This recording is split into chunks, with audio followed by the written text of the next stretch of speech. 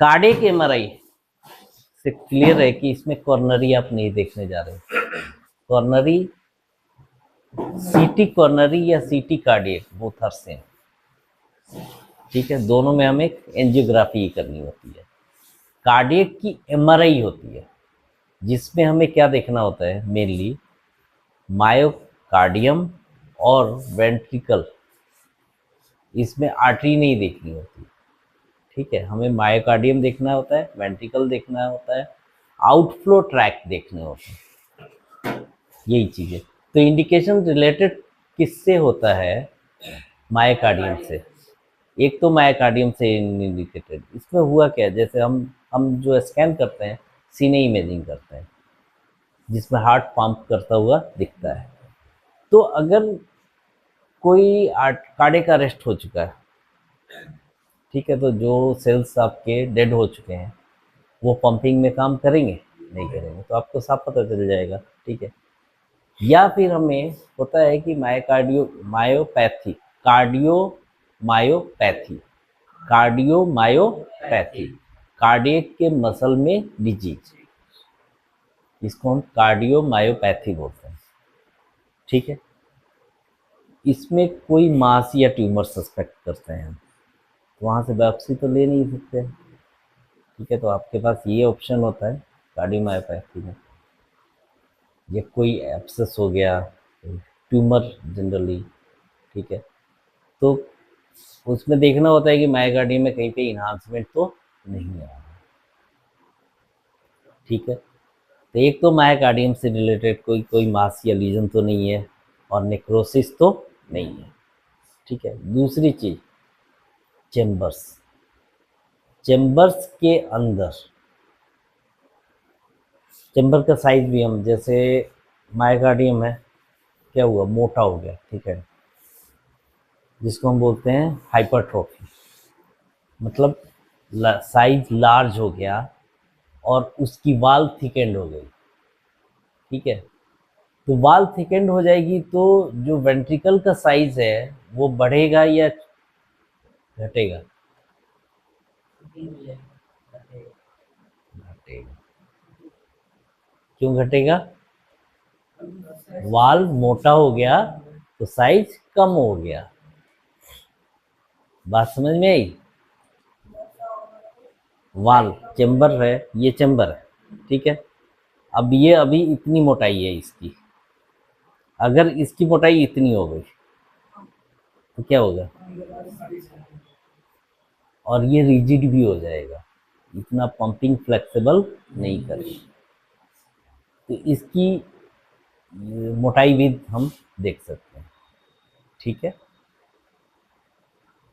हालांकि इसके लिए हमारा जो इको होता है वो बेस्ट स्टडी होती है, बट कार्डियक एमआरआई में भी हम ये चीज़ देख सकते हैं।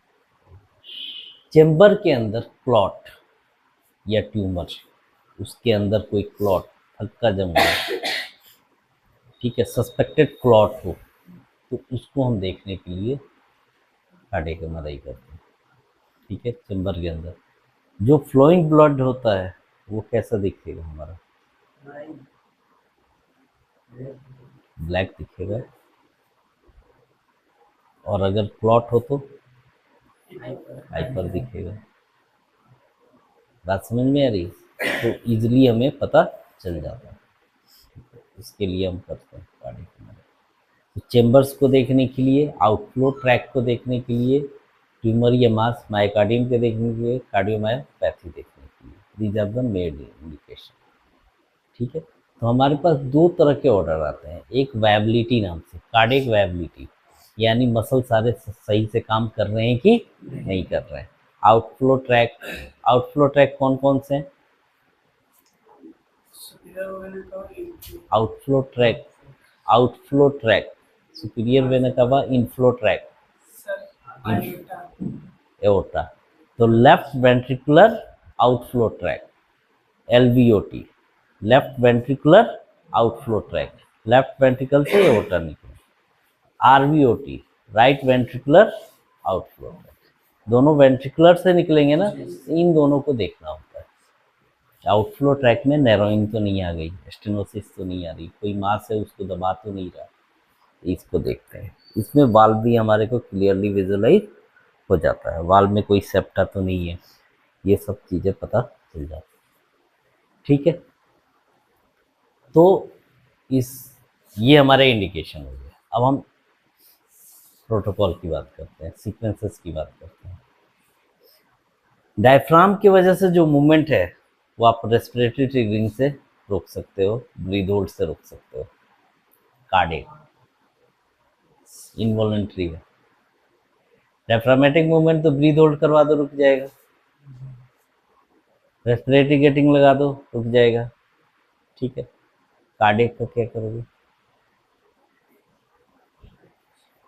ईसीजी गेटिंग, कार्डियक गेटिंग, ठीक है, कार्डियक गेटिंग या ईसीजी गेटिंग। ईसीजी लीड्स लगाते हैं हम उसमें, ठीक है, या कार्डियक गेटिंग, इसके बेस पे। अगर कार्डियक गेटिंग काम नहीं कर रहा है तो लास्ट ऑप्शन होता है हमारा पल्स गेटिंग। पल्स भी क्या है? सिस्टोलिक डायस्टोलिक, तो पल्स गेटिंग। तो जैसे रेस्पिरेटरी गेटिंग काम करता है वैसे ही कार्डियक गेटिंग और पल्स गेटिंग ये भी एग्जैक्टली वैसे ही काम करेंगे। जहाँ पे हमारा रुकता है हर बार वहीं से जाके कट लेगा, और सेम प्लेस पे कट लेने की वजह से हमारा क्या होगा? सेम इंटरवल पे कट हम लेंगे तो हमारा मोशन आर्टिफैक्ट नहीं है। डायफ्रामेटिक मूवमेंट को हम ब्रीथ होल्ड करवा के रोक देते हैं, और कार्डियक गेटिंग तो हमारा लगा ही रहता है। ठीक है, तो ये दोनों एक साथ काम करता है, हम तीनों चीजें लगाते हैं, रेस्पिरेटरी गेटिंग भी लगाएंगे, पल्स गेटिंग भी, कार्डियक गेटिंग, तीनों गेटिंग एक साथ लगाएंगे। क्लियर है? अब ये जो लीड्स लगाते हैं कार्डियक गेटिंग का, उसका थोड़ा सा टेक्निक रूटीन ईसीजी लीड्स से अलग है।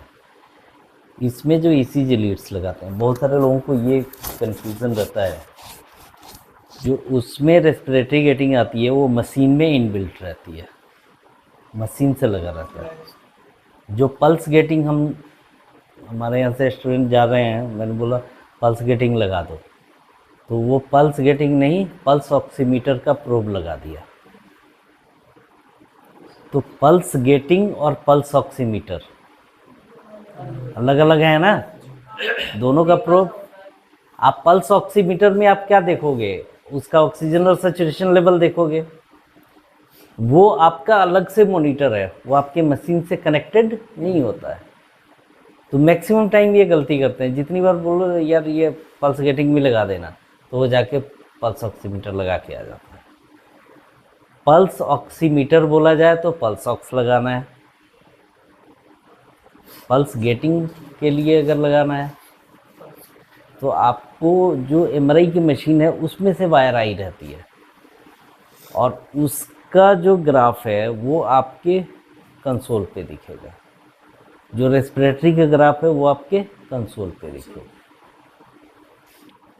जो कार्डियक गेटिंग है उसके लिए भी उसी में से मशीन से ही लीड्स आती है, अलग से हमें कार्डियक मॉनिटर लगाने की ज़रूरत नहीं है, उसमें से लीड्स आती है।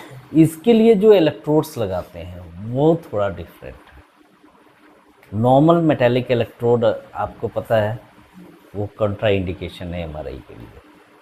अगर पेशेंट फ्लोर से आ रहा है या कहीं से आ रहा है, उसके इलेक्ट्रोड्स अगर लगे हुए हैं ईसीजी इलेक्ट्रोड, तो स्किन बर्न के चांसेस हैं, वो हीटिंग हो सकता है और स्किन बर्न हो जाए। तो पेशेंट की प्रिपरेशन में ये भी एक है, कभी भी पेशेंट आ रहा है, ओपीडी वर्किंग पेशेंट आ रहा है तो ईसीजी लीड्स लगा कर तो आएगा नहीं। इसी लीड्स के साथ कौन आएगा? ICU patient, trials patient, admitted patient. तो उससे सिस्टर से कंफर्म करना है कि ईसीजी लीड्स तो क्लियर है, ईसीजी लीड तो नहीं है। लीड्स और इलेक्ट्रोड्स में क्या फ़र्क है? लीड्स तो सर पर ऐसे दबा के उसमें फंसा देते हैं, वो ईसीजी लीड्स होती हैं।